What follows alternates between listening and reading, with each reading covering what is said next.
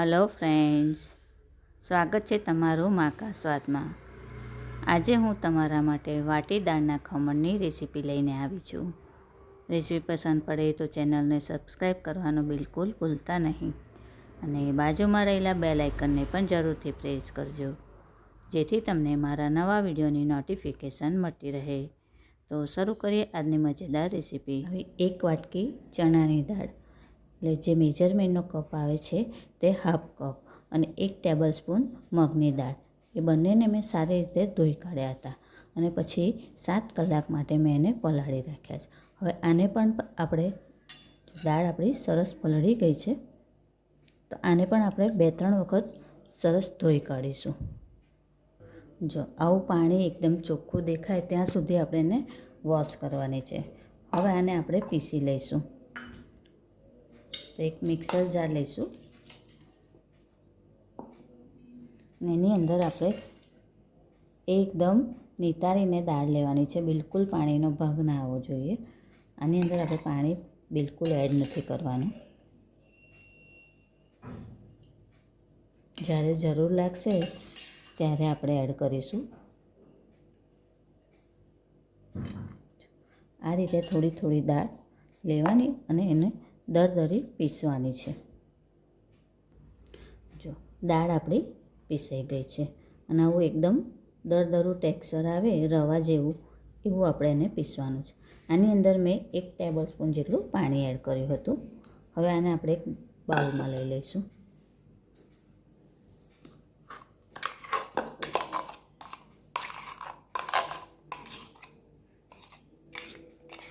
અને આ રીતે બીજી દાળ પણ આપણે પીસી લઈશું. જો આ રીતે આપણું બધી દાળ વટાઈ ગઈ છે. તો એની અંદર હવે આપણે અડધી ટીસ્પૂન લીંબુના ફૂલ એડ કરીશું. આપણે દહીં નથી એડ કરવાનું, લીંબુના ફૂલ એડ કરવાનું છે. દહીં એડ કરીશું તો એની અંદર થોડી સ્મેલ આવશે. અને 2 ટેબલ સ્પૂન જેટલો ચણાનો લોટ એડ કરીશું.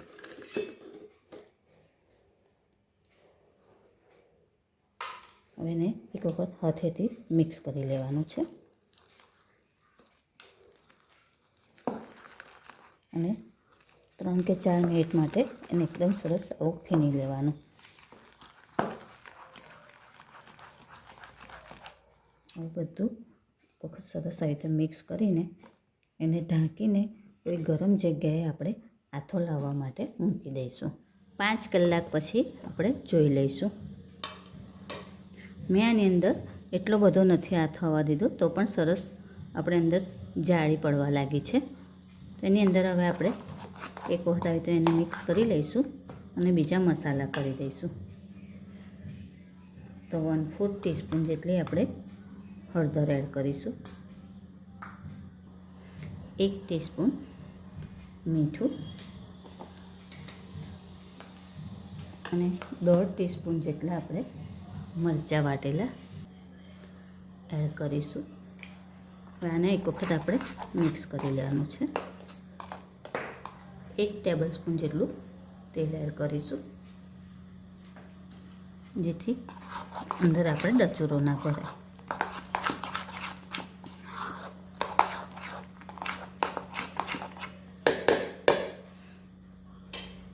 હવે એક વખત હાથથી સરસ મિક્સ કરી લઈએ.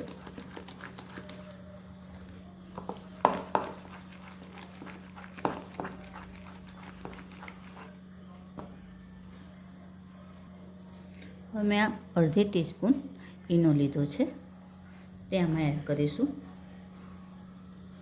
અને 1 ટીસ્પૂન જેટલું એને એક્ટિવેટ કરવા માટે આપણે પાણી એડ કરીશું.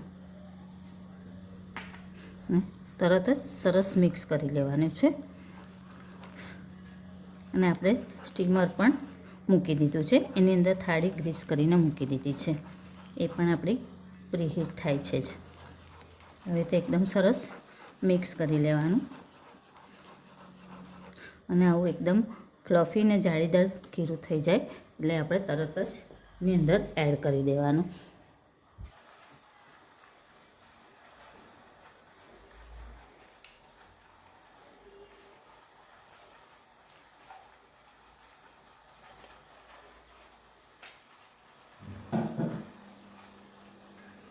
થાળીની થોડી આવી રીતે થપથપાઈ જાય તો લેવલ થઈ જાય. આવું એક સરખું સરસ લેવલ થઈ જાય એટલે આપણે ઢાંકણ ઢાંકીને એને 12 થી 13 મિનિટ માટે મીડિયમ ફ્લેમ રાખીને સ્ટીમ થવા દઈશું. 12 મિનિટ પછી આપણે ખોલીને એક વખત ચેક કરી લેવાનું. જો સરસ ફૂલી ગયા છે અને નાઇફથી પણ ચેક કરી લેવાનું. જો એકદમ આવું સરસ પ્લેન નીકળે છે એટલે આપણા ખમણ થઈ ગયા છે. આપણે ગેસની ફ્લેમ બંધ કરી દઈશું અને એને આવી રીતે ઠંડા થવા દઈશું. ખમણ સરસ ઠંડા થઈ ગયા છે તો હવે આપણે એને કટ લગાવી દઈશું.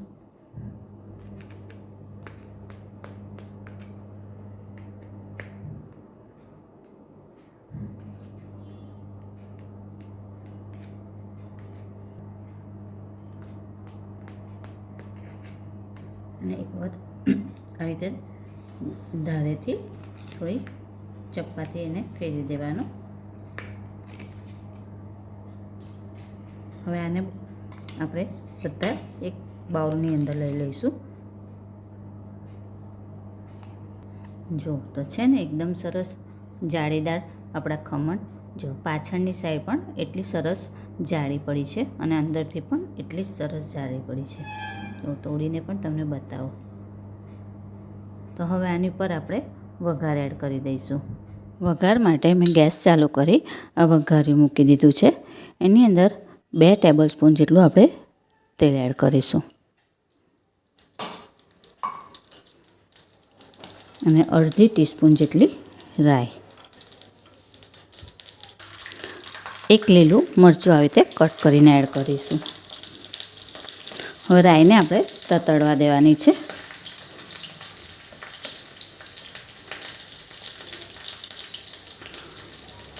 હવે રાઈ તતડી ગઈ છે તો એની અંદર આપણે 1/8 ટીસ્પૂન જેટલી હિંગ એડ કરીશું. કારણ કે આપણે ખીરાની અંદર હિંગ એડ નથી કરી એટલા માટે. અને 2 ટેબલ સ્પૂન જેટલું પાણી એડ કરીશું.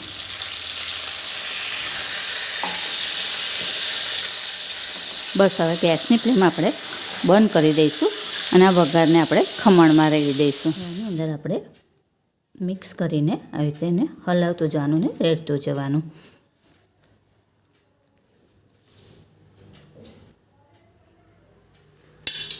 આ ખમણની અંદર બને ત્યાં સુધી તમારે સિંગ તેલનો જ ઉપયોગ કરવાનો.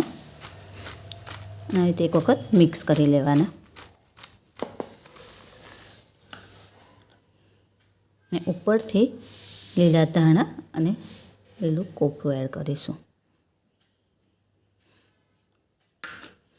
તો તૈયાર છે આપણા ફરસાણની દુકાનમાં મળે તેવા વાટીદાળના ખમણ.